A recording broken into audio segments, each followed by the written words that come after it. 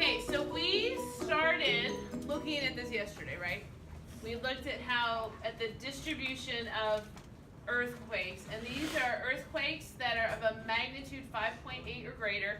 Yesterday we talked about what 5.8 means. That was on a particular scale. We don't see them. So what are some of the patterns that we see here with these earthquakes? Most of the earthquakes are going around that ring of fire. Okay, so we know from our prior knowledge that there is something called the ring of fire, okay, that goes around the Pacific Ocean. But there are other earthquakes too. Like if we don't focus on the Pacific, there are other earthquakes. So what else do we notice about patterns in this part of the world if we kind of ignore the ring of fire for right now? They're usually around the coast of countries. Okay, so they're often around coastlines. What else do we notice? They're mostly where places of the tectonic plates are. Okay, so they're around what we know to be the edges of tectonic plates, which are sometimes near the edge of continents. Right? Is this the edge of a continent? No. What is this? I mean, The ocean. the ocean. This in this case is the center of an ocean, right? Yeah. Do we have earthquakes that occur in the center of continents? Yes. Yeah. Right? Okay, so like here we have earthquakes that are in the center of the continent. Africa has some earthquakes that are in the center of the continent. All right, let's go ahead and let's turn on plate motion. All right, and let's go to the mid-Atlantic ridge. So we're in between, what's this over here? Africa. That's Africa. What's this? South America. South America. All right, we have two arrows that are going apart. Okay, what is it? What's another word for moving apart in this case? Diverging. Divergent. So they're moving apart. So somebody describe to me what's happening here with these tectonic plates. They're splitting apart. Okay, they're splitting apart. So it's pieces of the crust, right? So the crust is coming apart, okay, which allows magma to come up. What is the magma coming from? What's the portion of the earth? The mantle. The mantle, okay, the mantle, and underneath, inside the mantle, we have the core, okay. So we've got the crust, and the crust is separating, so the magma can come up, okay. In some places, that can create volcanoes, underwater volcanoes, okay. In other places, it just is making new crust, okay. So it separates, and new crust forms. Okay, so that's one type of these boundaries. Okay, so that's one type of boundary. Let's go and look at California. Okay, now these arrows are easier to see because these arrows are actually sized according to how fast the plates are moving. All right, so here, if I click on that arrow, it's moving at 47 millimeters a year. 47 millimeters. This is 38 millimeters. So you think that's a lot of motion, a little bit of motion? A lot for the earth. That's a lot. I think it's a lot for the earth, okay? think So it's small. 47 is about 10 more, so 47. Ish. It'll be a lot. I think it's kind of Small. a lot. All right, so we've got 47 millimeters per year of motion. That's how much the plate's moving. Okay, so this plate's moving 47. This plate is moving 47. Okay, so we've got 47 millimeters of motion there. What? How are these plates moving related to each other? Shelby, how are these plates moving? They're like shifting. Okay, they're shifting. All right, what's another way we can say that? Hunter, how are these two arrows pointing? How does it indicate that these plates are moving? They're grinding on each other. They're grinding against each other, all right? They're passing by each other. They're like passing passing by each other. So we have one arrow, okay, that is going in this direction. We have an arrow that's going in that direction. Okay? It's very different motion than we had at the Mid-Atlantic Ridge. Let's go look at South America. So here, again, we've got big arrows. These are pretty big arrows.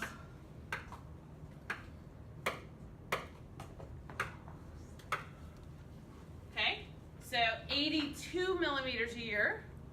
Whole lot more motion, right, than we had there in California.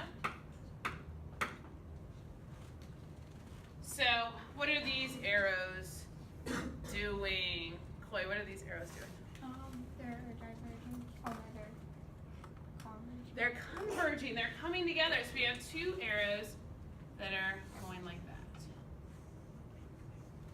Okay, so they're coming together.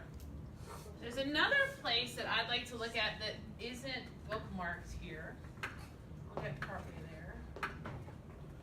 Let's go over here. Where am I now? India. India. I've got Asia. India. Asia. Okay, Asia. Here's Pakistan. Okay. Iran. So, what does anybody know? What are what's here? This is China. a very large feature on our planet. Russia. Russia's up here. The Himalayan mountains. The Himalayan mountains. Okay. Okay, we see that they're moving. In this case, we have two continents that are smashing into each other. And what's produced when these two continents smash into each other? Earthquakes. There's force, there's earthquakes, and the end result is Mountain. big mountains, right? These are the Himalayas. Okay? These are the tallest mountains on Earth.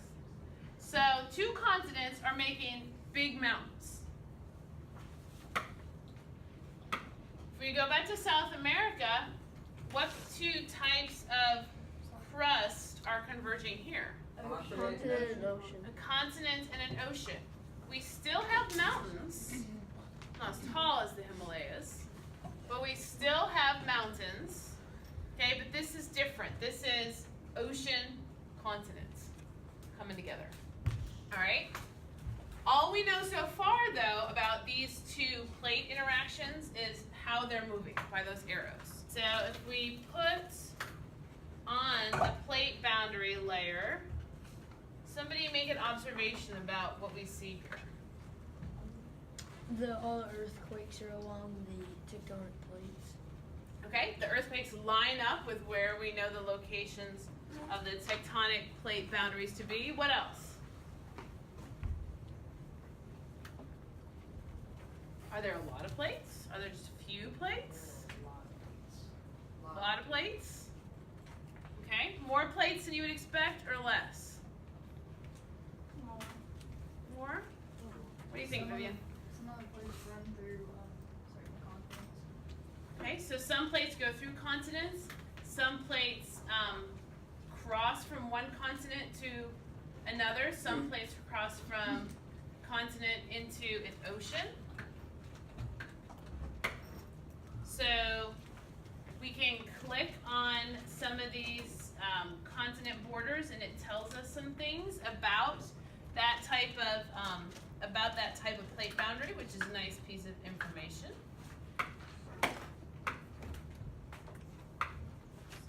Okay, so now we're going to look at another piece of evidence to help us understand what's going on. So let's go to the Mid-Atlantic Ridge. We're going to go back there. All right, so here are some earthquakes. This is a little more earthquakes. These have earthquakes that are greater than 5.8. And I'm going to change how these are drawn. So I'm going to put the depth as what controls how the circles are drawn. So here, what changed when I did that on the map? Bunch of circles came up. Bunch of circles came up. The size of the circle. The size of the circle, okay? Well, they're orange too. They're orange, the color changed, okay? So we changed the size, we changed the color. Okay, what I did was, what this says now is that the size of the circle indicates how deep the earthquake is. Okay, what do I mean by how deep the earthquake is? Like how severe? Maybe severe? How far underwater? How far underwater, or how far under the crust? Okay, how far under the crust? So if we were to look at this, we can actually look at a table. Okay, so this table kind of looks like an Excel table. Okay, so I can look at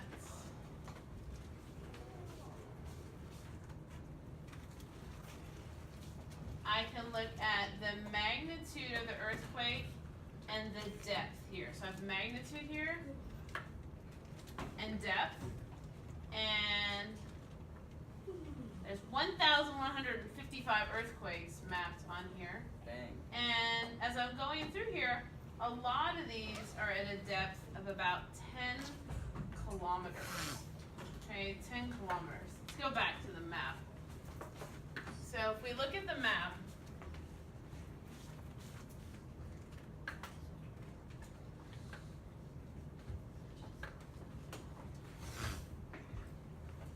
okay, if we look at this, we see that the biggest circle, okay, is a depth that is greater than 33 kilometers, meaning 33 kilometers under the crust.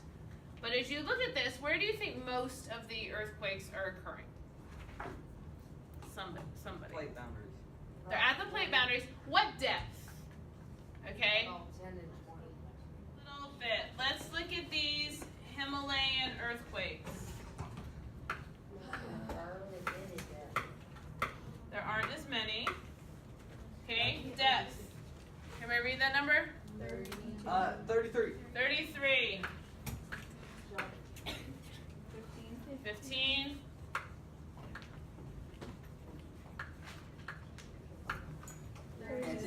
36. 36. They're not as deep. But this is a convergent plate boundary, right? Yes. What's the difference with the Himalayas? Because they have similar, they don't have the same density, so that's how they have the depth. But they have similar densities. Okay, so here, right, we have ocean crust and continent crust. Okay, here we have continent crust and continent crust.